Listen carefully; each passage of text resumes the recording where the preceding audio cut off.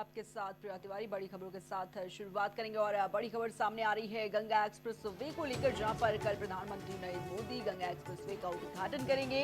प्रधानमंत्री नरेंद्र मोदी कल Ganga express way राष्ट्र के नाम समर्पित करेंगे। उद्घाटन के चलते कई रूट पर डायवर्जन भी किया गया है। तो इस वक्त ये बड़ी खबर आपको बता रहे हैं, जहां पर आज शाम 6 बजे से कल रात 12 बजे तक रोक लगाई गई है। कई रूट्स पर गाड़ियों की आवाजाही पर रोक लगाई गई है। पीएम मोदी का हरदोई दौरा है कल और गंगा एक्सप्रेस वे की सौगात देंगे कल प्रधानमंत्री नरेंद्र मोदी। तो इस वक्त ये बड़ी खबर आपको बता रहे हैं, उत्तर प्रदेश में बेहतर कनेक्टिविटी साबित होगी इससे। तो देखिए, उद्घाटन के चलते कई रूट्स पर डायवर्जन भी किया गया है।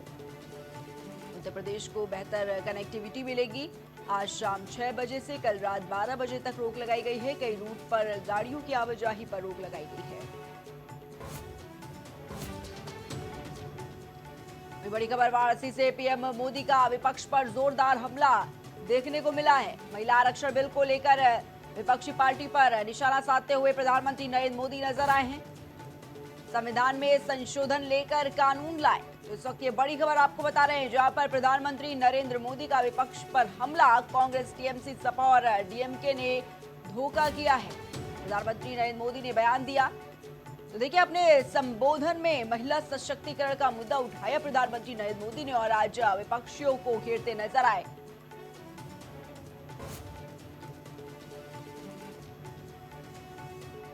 तमाम विपक्षी पार्टियों पर हमलावर होते हुए प्रधानमंत्री नरेंद्र मोदी नजर आए। उन्होंने कहा कि कांग्रेस, टीएमसी, सपा और डीएमके ने धोखा किया है। नई सांसद बनी तो पहला काम हमने महिलाओं को 33% आरक्षण देने का ही किया। 40 साल से बहनों का ये अधिकार अटका और लटका हुआ था। इसलिए हमने साल 2023 में संसद में नारी शक्ति वंदन अधिनियम पारित करवाया। साथियों, कानून बनने के बाद उसे लागू किया जाना जरूरी होता है। अब ये जरूरी है ये कानून जल्द से जल्द लागू हो। इसलिए पिछले दिनों संसद में इसको लेकर चर्चा रखी गई थी। संविधान में संशोधन के लिए हम कानून लाए थे। ये संशोधन ऐसा था जिसके बाद ज्यादा संख्या में बहनें विधानसभा और संसद में पहुंच पाती। लेकिन साथियों, कांग्रेस, समाजवादी पार्टी, टीएमसी और डीएमके जैसी पार्टियों ने एक बार फिर देश की महिलाओं को धोखा दिया। बड़ी खबर, वाराणसी में मुख्यमंत्री योगी आदित्यनाथ ने अपना संबोधन दिया। उन्होंने कहा कि विकसित भारत की संकल्पना साकार हो रही है। तो ये बड़ी खबर आपको बता रहे हैं, जहां पर सीएम योगी आदित्यनाथ वाराणसी के दौरे पर हैं और उन्होंने अपने संबोधन में कहा कि देश के अंदर 4 ही जातियां हैं: नारी, गरीब, युवा और अन्नदाता। उन्होंने कहा, हम सब नए भारत का दर्शन कर रहे हैं। सीएम योगी आदित्यनाथ ने संबोधन दिया वाराणसी की धरती पर और देखिए, उन्होंने आज तमाम बड़ी बातें कही हैं। उन्होंने कहा कि विकसित भारत की संकल्पना साकार हो रही है।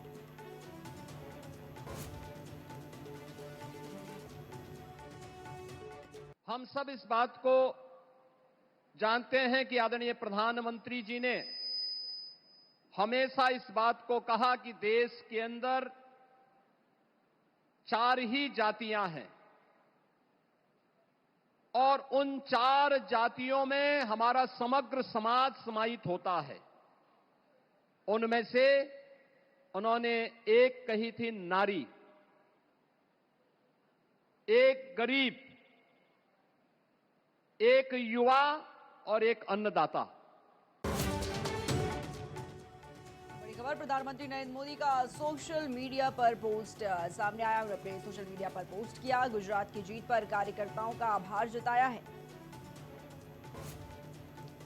कार्यकर्ताओं ने लोगों के बीच जाकर काम किया। प्रधानमंत्री नरेंद्र मोदी का ये पोस्ट, कार्यकर्ताओं की वजह से पार्टी सबकी पसंद है।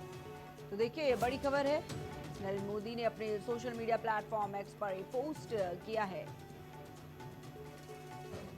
और कहा कि गुजरात की जीत पर कार्यकर्ताओं को आभार। उन्होंने कहा कि कार्यकर्ताओं ने लोगों के बीच जाकर काम किया है और यही वजह है कि लोग बीजेपी को पसंद करते हैं। कार्यकर्ताओं की वजह से पार्टी सबकी पसंद है। बड़ी खबर वाराणसी से है। प्रधानमंत्री नरेंद्र मोदी ने 2 बड़ी सौगातें दी हैं। काशी वासियों को 2 नई अमृत भारत एक्सप्रेस ट्रेनों को हरी झंडी दिखाया है। आज पीएम मोदी ने, ये तस्वीरें देख सकते हैं आप, ये तस्वीरें जहां पर आज काशी के दौरे पर प्रधानमंत्री नरेंद्र मोदी और वाराणसी को तमाम बड़ी सौगातें देते आज नजर आए हैं। अयोध्या मुंबई तक अमृत भारत एक्सप्रेस चलेगी।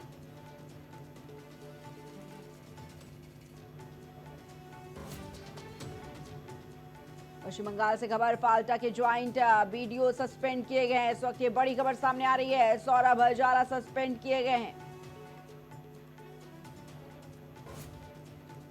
सौरभ हजारा पर पक्षपातपूर्ण का आरोप लगा है और देखिए बड़ा एक्शन लिया है उनके खिलाफ। फाल्टा के ज्वाइंट बीडीओ को सस्पेंड किया गया है। सौरभ हजारा को सस्पेंड किया गया, उन पर पक्षपातपूर्ण का आरोप लगा है और देखिए इसी के चलते ये बड़ा एक्शन लिया गया है।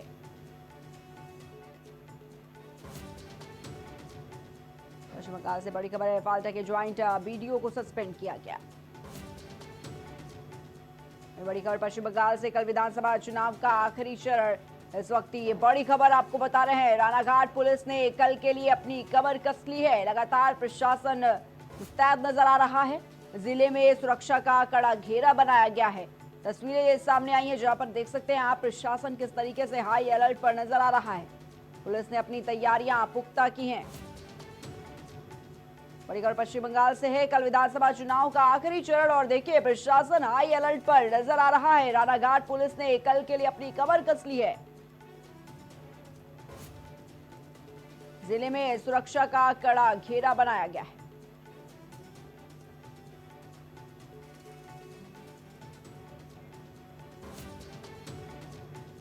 बड़ी खबर पश्चिम बंगाल से, कल दूसरे चरण का चुनाव। इस वक्त ये बड़ी खबर सामने आ रही है। आपको बताना चाहेंगे कि चुनाव को लेकर तैयारियां तेज कर दी गई हैं। प्रशासन इस वक्त हाई अलर्ट पर देखा जा रहा है। 18 विधानसभा क्षेत्रों में 5338 बूथ शामिल होंगे।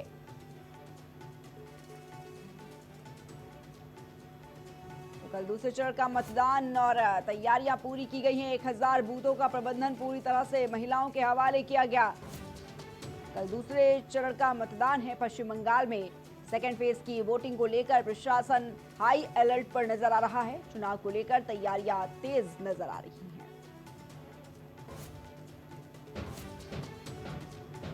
बड़ी खबर कोलकाता से, नेता प्रतिपक्ष शुभेंदु अधिकारी का बड़ा बयान सामने आया है।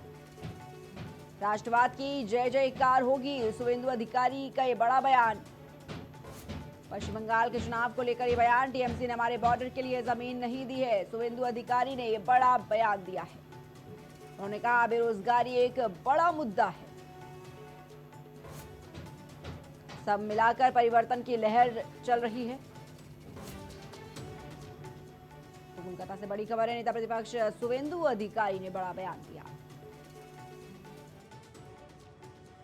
पहले चरण में तो यही हुआ। पिछले टाइम तो मुसलमान वोट करता था 90%। पहले चरण में तो हिंदू वोट डाल दिया 93%। काल भी हिंदू रेडी है, कुछ मुसलमान वोट भी मिलेगा। एडुकेटेड मुसलमान लोग भी ममता बनर्जी को चेंज चाहता है। जो मुसलमान लोग वंदे मातरम और जातीय संगीत गाने के लिए जिसका दिक्कत नहीं है, वो भी चाहता है मोदी जी का नेतृत्व में काम करें। आज देखा ना आप, गुजरात की कॉर्पोरेशन म्यूनिसिपैलिटी का नतीजा आया, मुस्लिम बहुल वार्ड में बीजेपी जीत गया ना बहुत सारे। ये संदेश तो अच्छा है, राष्ट्रवाद की जय जयकार होगा। यहां से वंदे मातरम, यहां से नेशनल एंथेम। ये धरती तो भारत माता की धरती है। इसमें तो जो देश की वीक करना चाहता है, दुर्बल करना चाहता है, देश को हानि करना चाहता है, जैसे सीमांत हमारी बॉर्डर में जमीन नहीं दिया है लोग, यहाँ माँ बेटी बहन कोई सुरक्षित नहीं है, ये सब बड़ा मुद्दा है। बेरोजगारी एक बड़ा मुद्दा है। सब मिला के परिवर्तन का लहर चल रहा है। इस बीच बड़ी खबर राजधानी लखनऊ से बीएसपी प्रमुख मायावती ने निर्देशों की समीक्षा की है।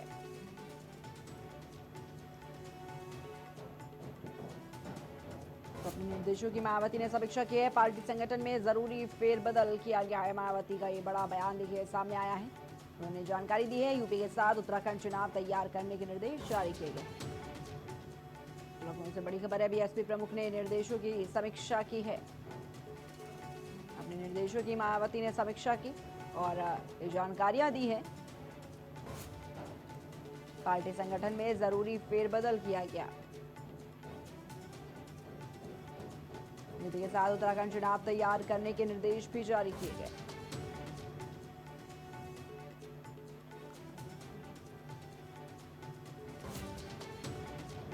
बड़ी खबर लखनऊ से मेदांता पहुंचे ओम प्रकाश राजभर। ये तस्वीरें सामने आई हैं, आप देख सकते हैं तस्वीरें। अनुपमा जायसवाल के स्वास्थ्य की जानकारी लेने के लिए पहुंचे ओपी राजभर और उनसे मुलाकात की है। पुतला जलाते वक्त अनुपमा झुलस गई थी, उनके चेहरे पर गंभीर चोटें आई हैं। मेदांता में उनका इलाज चल रहा है और देखिए अखिलेश यादव भी उनसे मिलने के लिए पहुंचे थे। अब ओपी राजभर की तस्वीरें सामने आई हैं। ओपी राजभर भी मेदांता अस्पताल पहुंचे और अनुपमा से उन्होंने मुलाकात की है। अनुपमा जायसवाल प्रदर्शन के दौरान अखिलेश यादव का पुतला जला रही थी और देखिए कैसे वो गंभीर रूप से घायल हो गई और अखिलेश यादव खुद उनसे मिलने के लिए पहुंचे और अब देखिए ओम प्रकाश राजभर भी उनसे मिलने के लिए पहुंचे।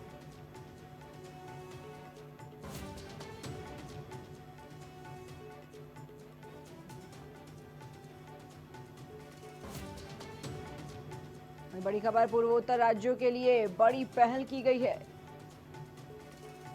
पीएम नरेंद्र मोदी ने इंडोर क्रिकेट एकेडमी सौंपी है। ये तस्वीरें सामने आई हैं, देख सकते हैं आप। आइजोल समेत 6 राज्यों को क्रिकेट एकेडमी मिली। प्रधानमंत्री नरेंद्र मोदी ने वर्चुअली इस कार्यक्रम का उद्घाटन किया है। पूर्वोत्तर राज्यों के लिए ये बड़ी पहल, इंडोर क्रिकेट एकेडमी का शुभारंभ किया गया है। प्रधानमंत्री नरेंद्र मोदी ने वर्चुअली रूप से इसका उद्घाटन किया। आइजोल समेत 6 राज्यों को क्रिकेट एकेडमी की सौगात मिली है।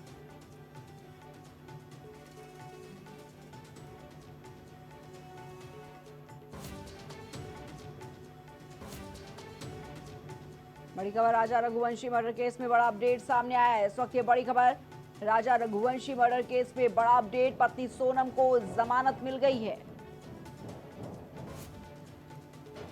हनीमून के दौरान हत्या हुई थी और अब जमानत मिल गई है। पत्नी सोनम को 10 महीने के बाद जेल से बाहर आएंगी। राजा के बड़े भाई ने जानकारी दी है इसकी। राजा के परिवार में सन्नाटा पसरा हुआ है। हालांकि इस पूरे मामले को लेकर देखिए ये बड़ा अपडेट सामने आया है। राजा रघुवंशी मर्डर केस में ये बड़ा अपडेट। आपको बता दें कि पति सोनम को जमानत मिल गई है।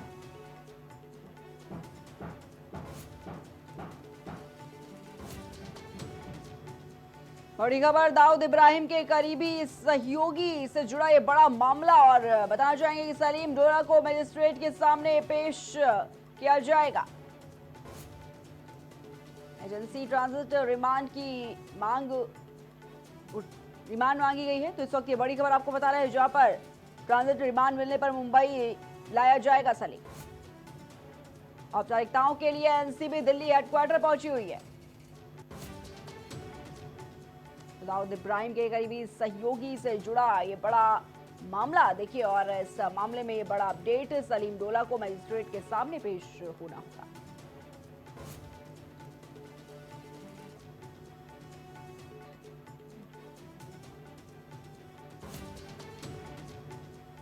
बड़ी खबर, यूक्रेन का रूस पर बड़ा हमला और देखिए तस्वीरें सामने आई हैं हमले से जुड़ी ये बड़ी तस्वीरें। दुआबसे में ऑयल प्लांट को निशाना बनाया गया है। तो ये बड़ा हमला किया गया है और देखिए ये तस्वीरें, ये भयावह तस्वीरें सामने आई हैं। भयंकर आग और धुएं का गुब्बार सीधे तौर पर नजर आया है। यूक्रेन ने ड्रोन से रूस पर बड़ा हमला किया है। यूक्रेन का रूस पर ये बड़ा अटैक और देखिए ये तस्वीरें सामने आई हैं। ये तस्वीरें जहां पर दुआबसे में ऑयल प्लांट को निशाना बनाया गया है। हर तरफ धुएं का गुब्बार और प्लांट से देखिए किस तरीके से धुआं उठता नजर आ रहा है। भयंकर आग और धुएं का गुब्बार साफ तौर पर देखा जा सकता है। यूक्रेन ने ड्रोन से रूस पर बड़ा हमला किया है। तो हर तरफ तबाही का मंजर साफ तौर पर नजर आ रहा है। यूक्रेन का